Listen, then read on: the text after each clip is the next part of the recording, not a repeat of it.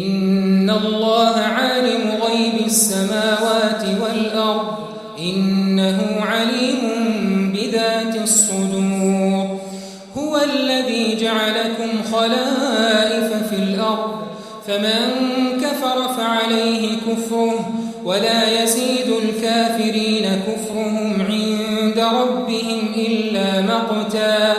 ولا يزيد الكافرين كفرهم إلا خسارا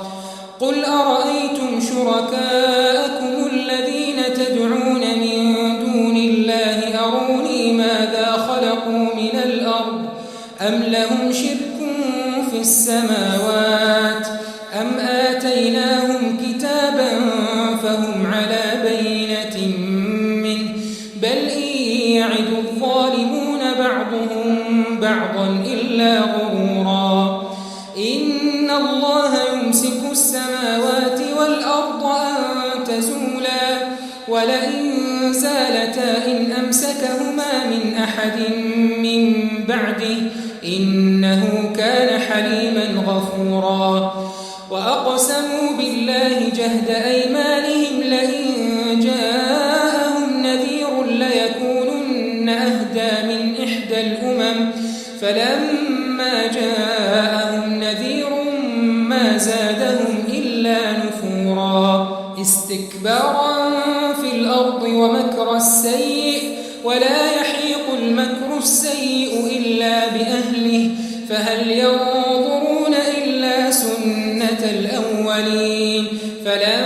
تجد لسنة الله تبديلا ولن تجد لسنة الله تحويلا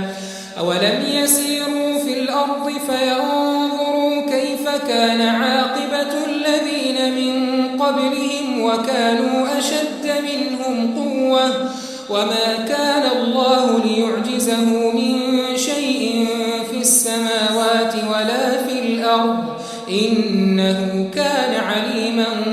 قديرا ولو يؤاخذ الله الناس بما كسبوا ما ترك على ظهرها من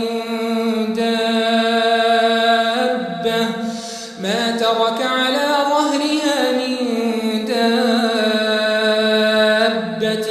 ولكن يؤخرهم إلى أجل مسمى فإذا جاء أجلهم فإن الله